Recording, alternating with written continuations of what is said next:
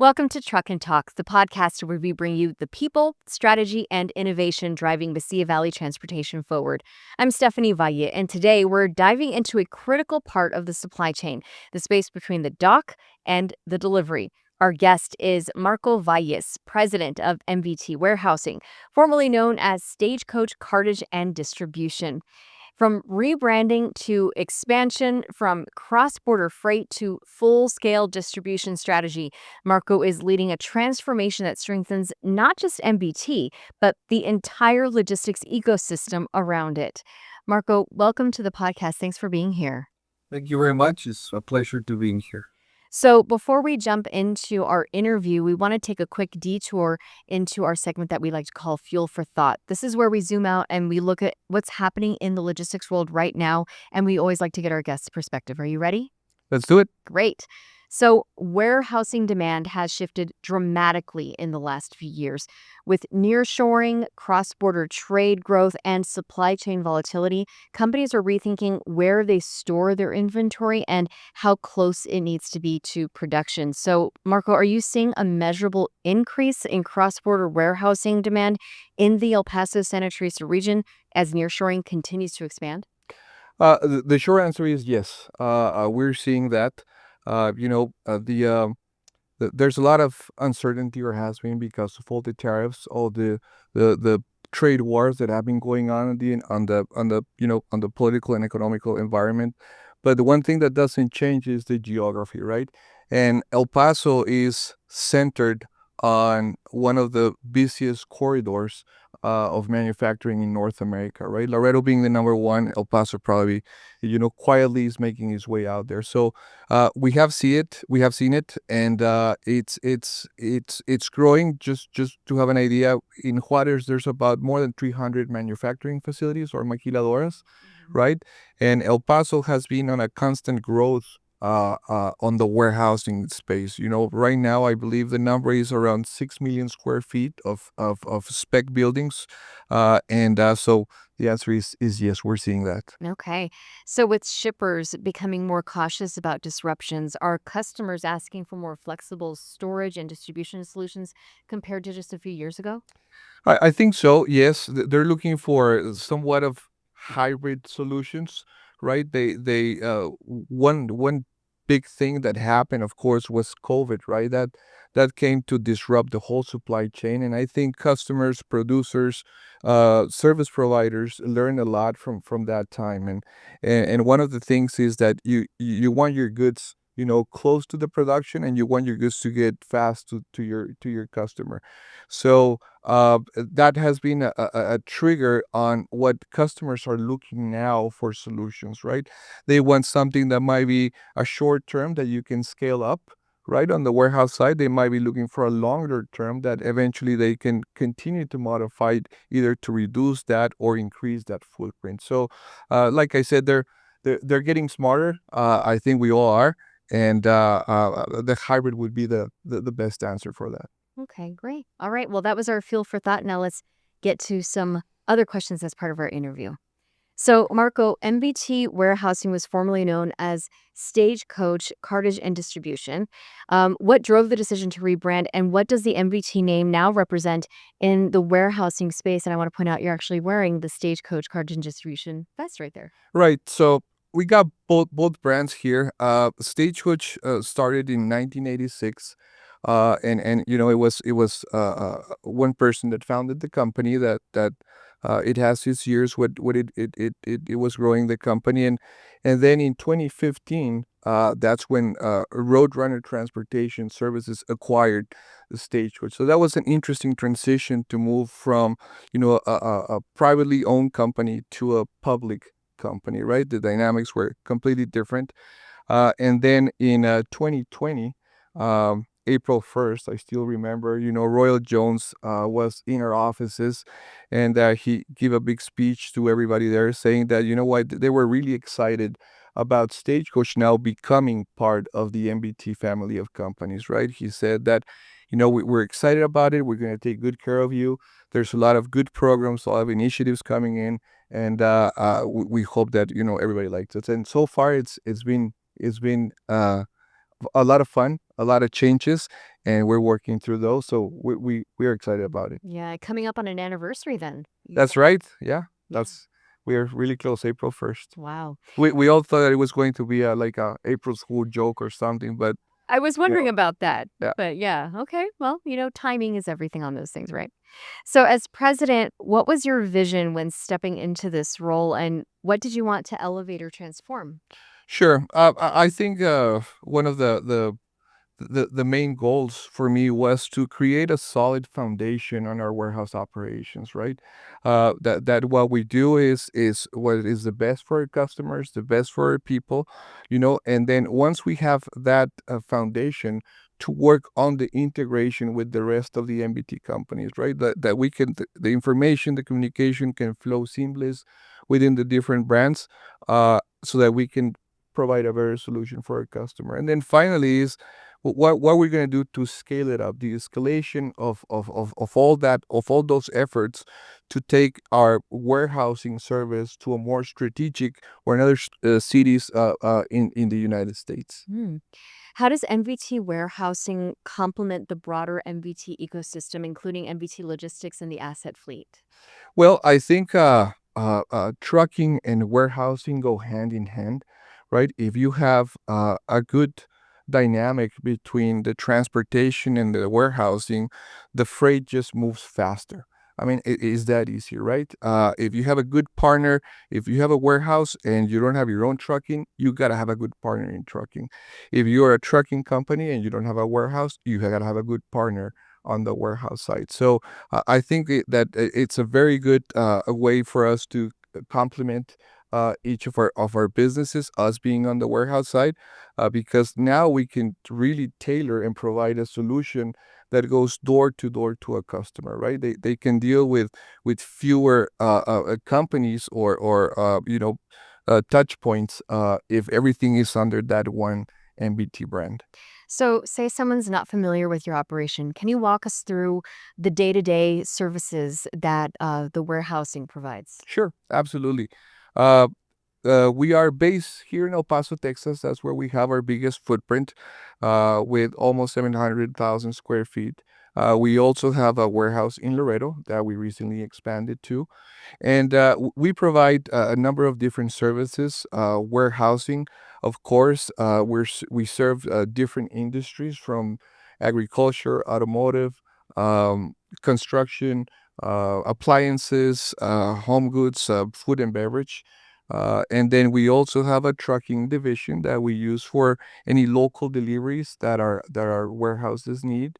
We also do some automotive intermodal drayage out of the ramp here in the Santa Teresa, New Mexico. And then we have a fleet of tankers that we mainly transport plastic resin.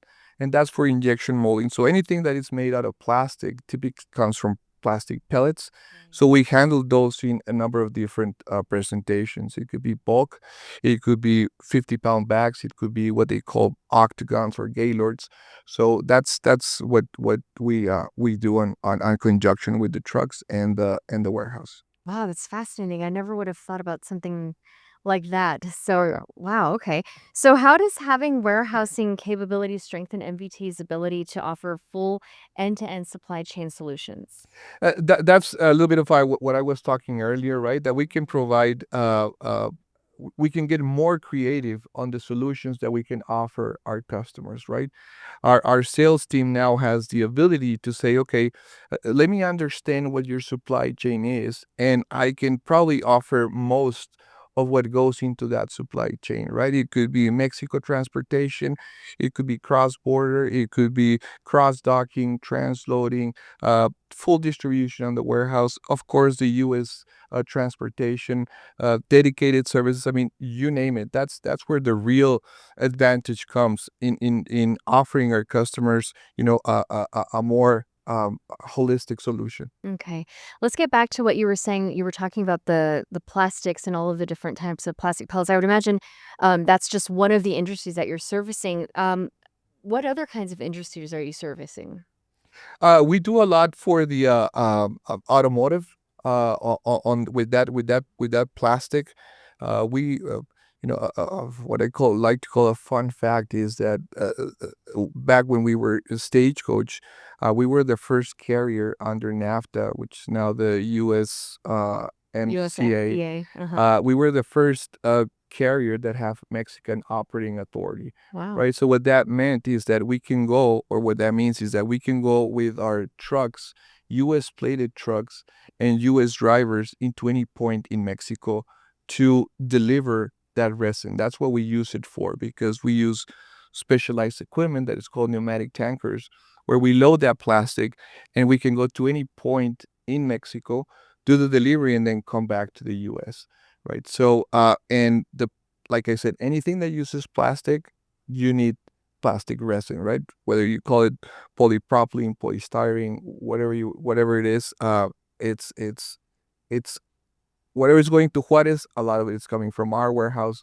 on our trucks. Wow, that's fascinating. So, are you seeing growth in any specific sectors? Well, always the automotive sector is very dynamic.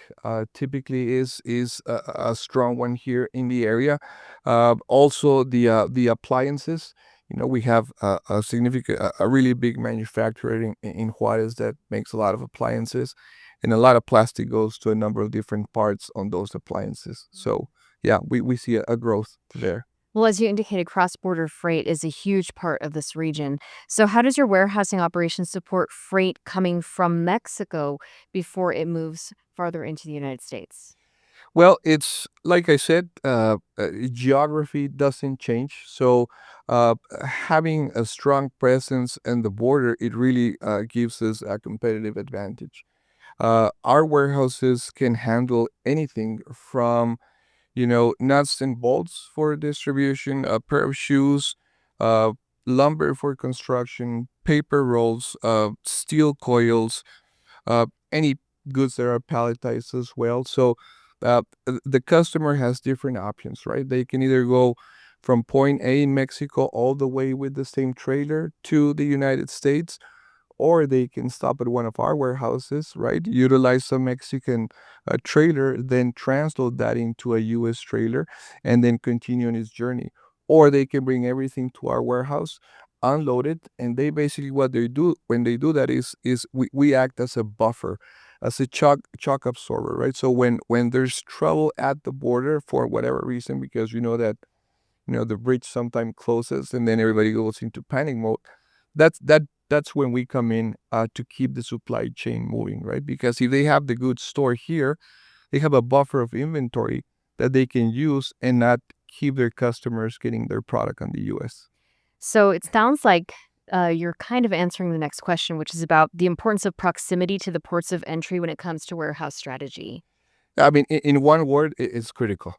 I mean, it is, and different customers may have different strategies, right? But we have seen that the customers that utilize within their supply chain a warehouse at the border, which is very near to production, like I said, Juarez has more than 300 facilities that are producing something, right? And from those facilities to the bridge is a matter of minutes, right? Mm. So within minutes, you are already in the US ready to get your product where it needs to go. So I think that having that location is critical. Mm. Are customers looking for more short term storage solutions, long term contracts, or hybrid models? So and they like that short-term solution, but they want to make sure that they have the option to grow it, Mm-hmm. right? Or it could be the other way around. They say, you know what, I'm gonna start. I need 50,000 square feet to manage whatever product, and then eventually I'm gonna have to scale it down because my production is cyclical, because my customer is just based on the seasons. So you gotta be ready, and most importantly, as a warehouse, you gotta be flexible so you can offer those options. Okay. In today's environment, speed is everything. So, how do you ensure operational efficiency inside the warehouse? That's a good question. Sometimes, if you have all the speed but you don't have any accuracy, what you're doing is you're just creating problems faster, right? So, I really encourage our managers, our team, to take their time and make sure that they follow the process, they follow the procedures or SOPs, so that I rather be accurate when fulfilling an order or when unloading a trailer than fast, right? Because sometimes fast can lead to damages, and you don't want that.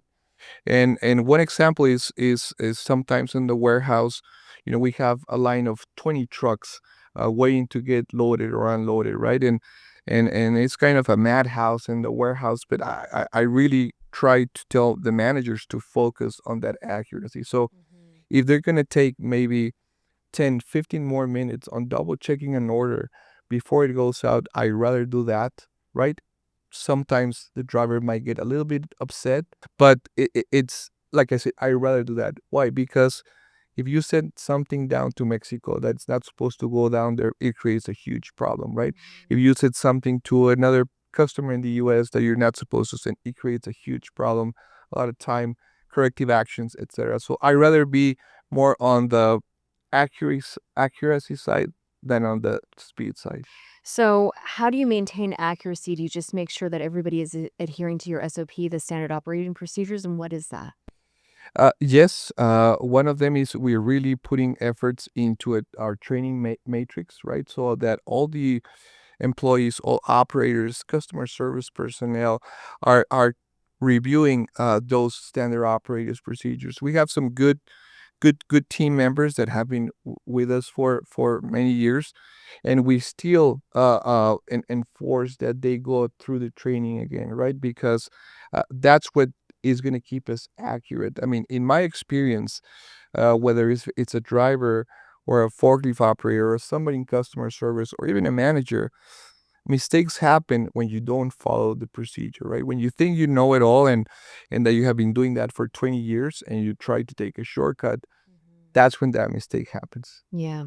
So, what kind of technology tools are you using to manage inventory visibility, tracking, and reporting for customers? That's a pretty important question right now. We have our WMS, or our warehouse management system, that we have had for a while now, and we are right in the phase of exploring what's gonna be our next step as far as technology, right? If we're gonna keep using the same WMS on their 2.0 version, right, or on their next version, if we're gonna go with something different. So we are in the middle of doing that evaluation, which is obviously going to bring us a lot more KPIs and information that we can eventually share with our customers and with our personnel on how are we doing, where do we need to improve, etc. Same thing on the trucking side. We are implementing all the telematics on the trucks, making sure that we can automate as much as the process as we can, either on the dispatch or on the warehouse handling. And you said KPI. What does that stand for? That is key performance indicators, right? So what people need to know, how are they doing, right? And customers like to know how are you doing compared with what their metrics are. So those KPIs, or key performance indicators, basically, I can tell you, how many pallets are you receiving per hour? How many orders are you processing? How accurate is your inventory on the warehouse, to name a few? How good you are, how efficient you are with your personnel, and the hours that they're working. So that's what we need to make sure that we have a really good dashboard, where we can see all of those metrics and we can share those metrics with our customers, right? We're all about, making sure that our customers have more information to make better decisions, and they can trust, because they're trusting us with all of their product. Mm-hmm. You've mentioned your team a few times, and labor is a big conversation in logistics. So, how are you building and retaining a strong warehouse team? I think that even though a lot of people say it, I think communication is really key. Mm-hmm. I try to communicate with my team as much as I can on all aspects of the company. And I always encourage them to do the same with their team members, right? I think that, everybody from managers or from people in the office, customer service, forklift operators, they all appreciate what the plan is, what's happening, right? What's if we have a new customer coming in, what is it about? If we're gonna make some changes, why are we gonna make some changes, right? And sometimes, or most of the time, that makes them feel that they are part of the team because they really are, right? And that gives them that sense of ownership.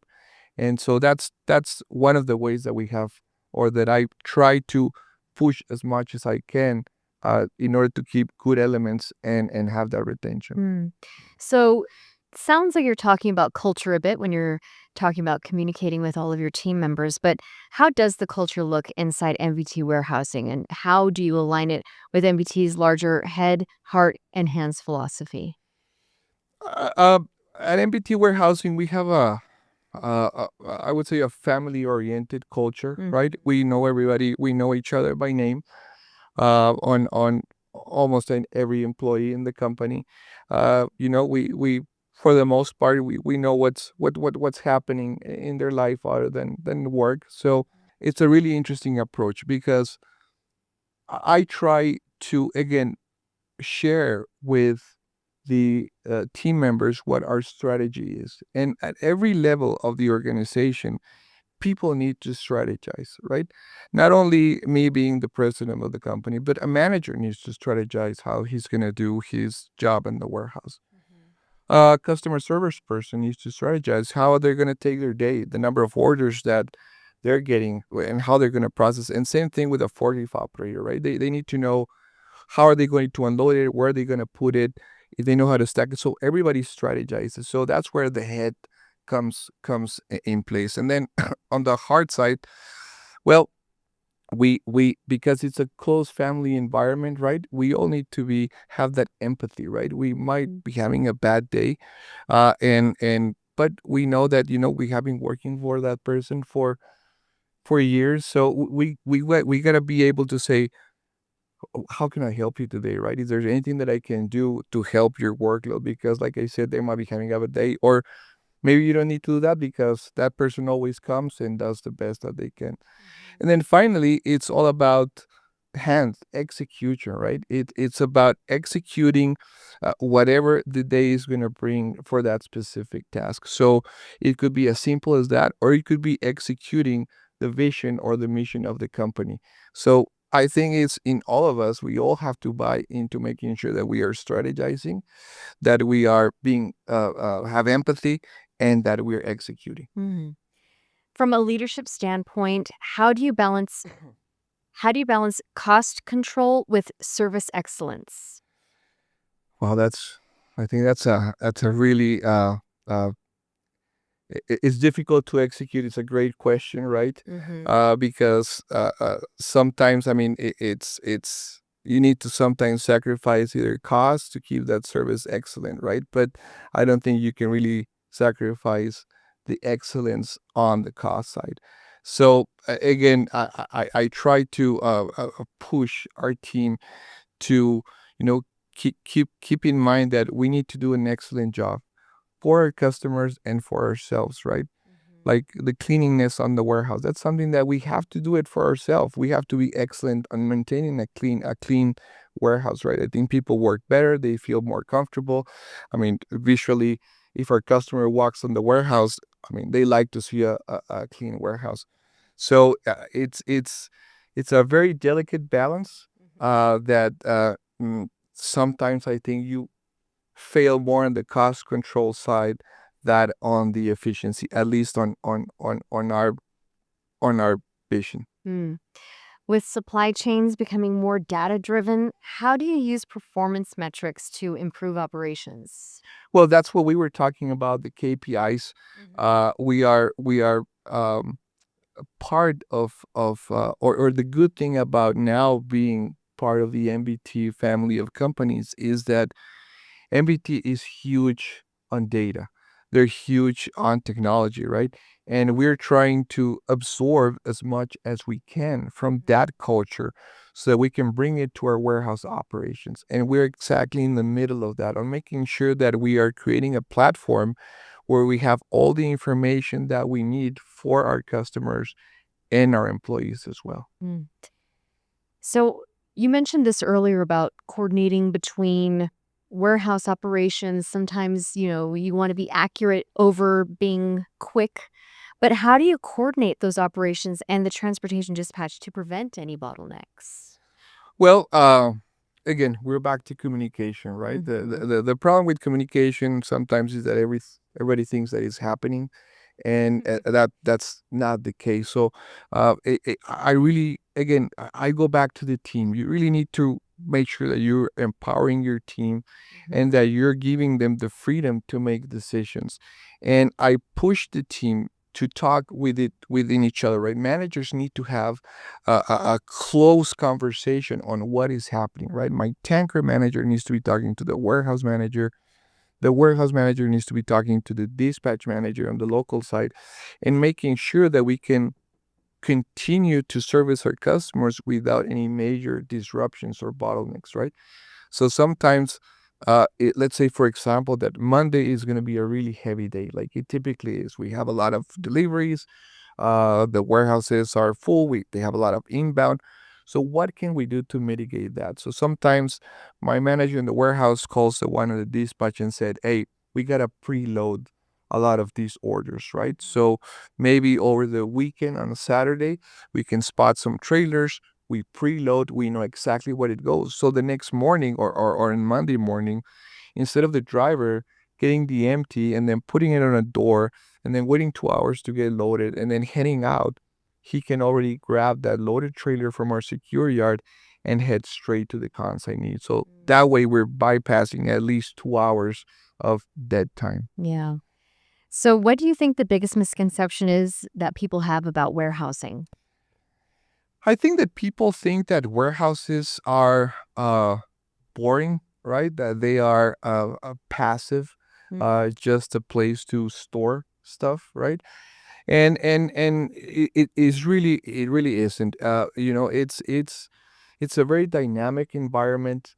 Everything that you have, everything that you buy, everything that you use at some point comes from a warehouse, right? Or goes into a warehouse or a distribution center or a cross docking. And these warehouses can be as automated as, having basically two or three people just managing the whole thing, or they can be as it's little cities with a little population inside them. So, like I said, there's a number of all different configurations depending on the product, depending on the operation, the 24/7 or just one shift. But I mean, it's a very fun and dynamic environment. And the most thing is the best part is that you're always contributing to something within that supply chain process, right? Anything that goes, like I said, into a store, at some point, if it was a finished good or a raw material, it went through your warehouse and you were part of that. So again, creating a little bit of sense of pride and ownership on what you're doing is really significant. I would imagine it'd have to be very organized, and being able to track what's in there is very important, because if you start to think about everything has gone through a warehouse, you're talking about a pair of shoes or, something like very small that can get lost in those things. That is correct. I mean, we have had customers that store nuts and bolts, right? And they ship by the ounce, right? And we have customers that we receive master coils, which is this big steel coils that weigh 20-25 tons, right? That they use for, I don't know, create water heaters or something like that. So, in warehousing, accuracy and inventory is everything, right? You're only as good as your inventory. And typically those have to be, above 99.8%, 99.9%. Yeah. So, as president, what has been the most challenging decision that you've had to make during your tenure? Um, that's I don't think I can pinpoint one decision. Uh I can talk about a couple of different scenarios where where it was challenging. I think one of them was right during COVID. Those were tough times. A lot of uncertainty, a lot of people that didn't know what was happening. And being in our business, we really needed to be hands on, right? Because you cannot operate a forklift from home, right? You cannot process, well, maybe you can process an order, but you cannot drive a truck from home. So the whole managing of that situation at some point, we were almost.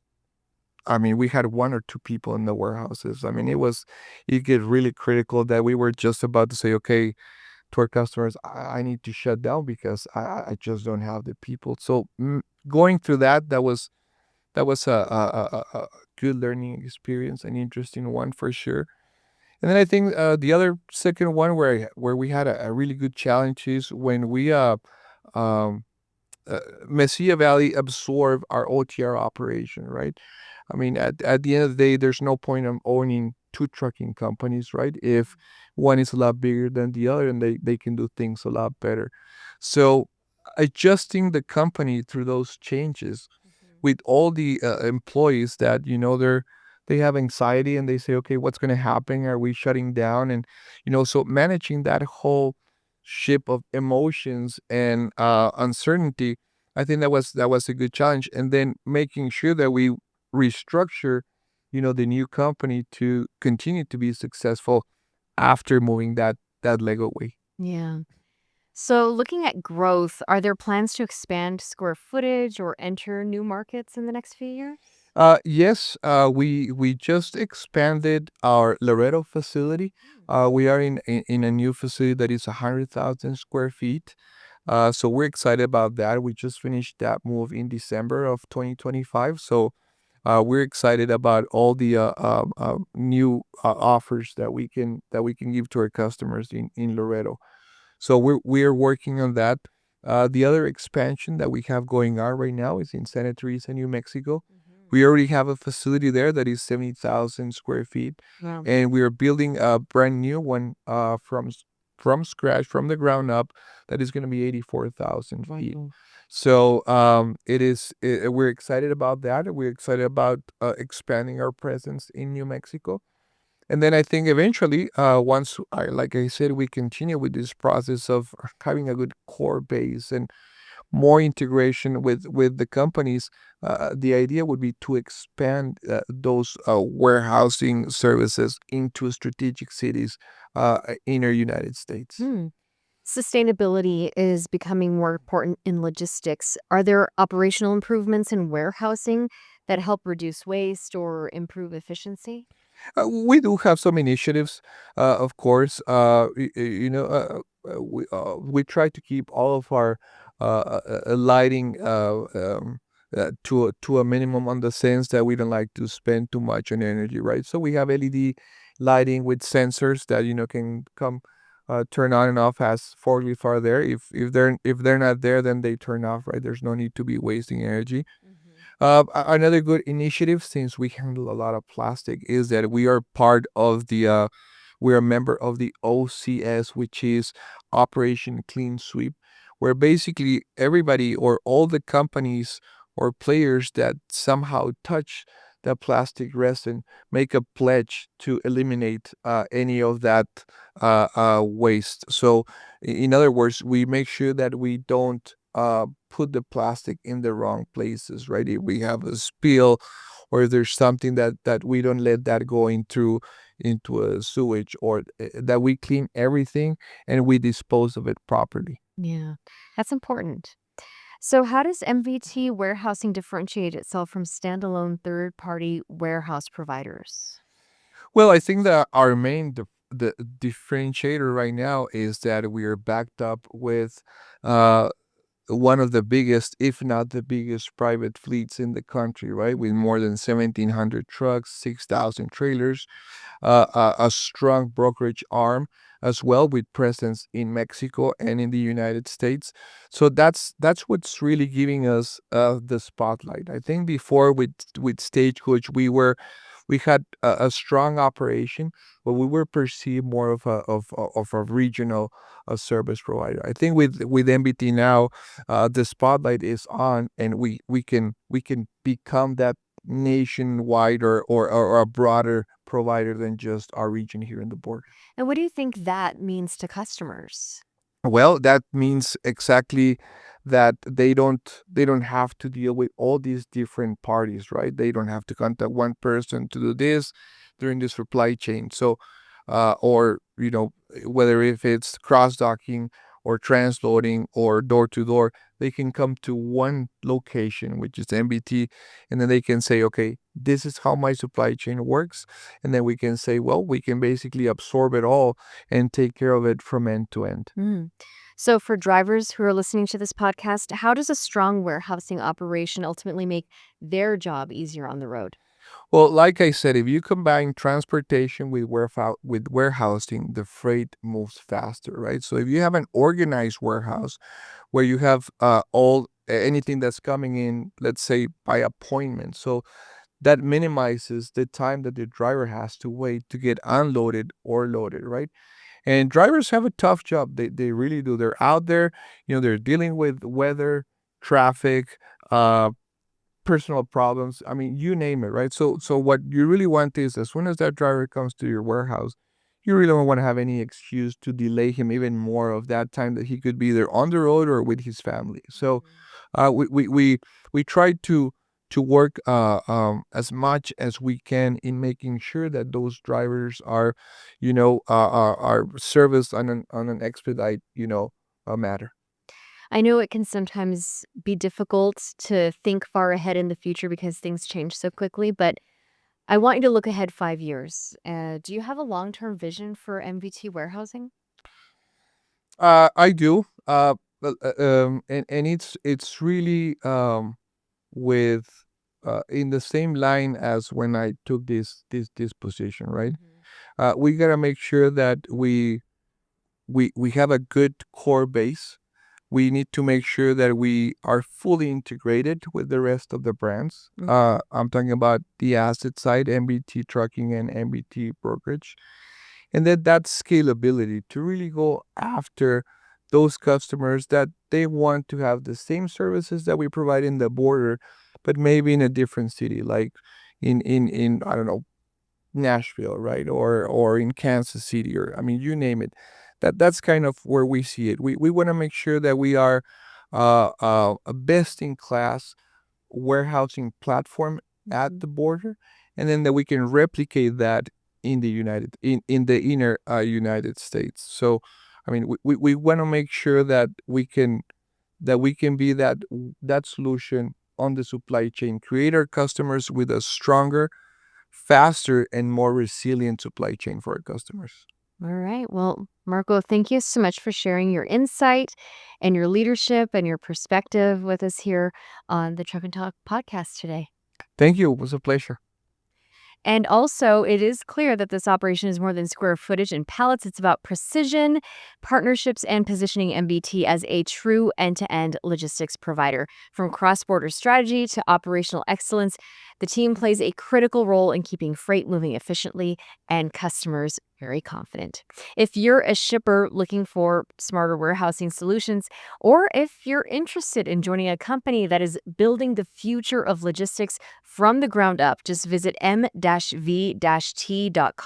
to learn more. I'm Stephanie Valle, and until next time, stay safe, stay sharp, and keep on trucking.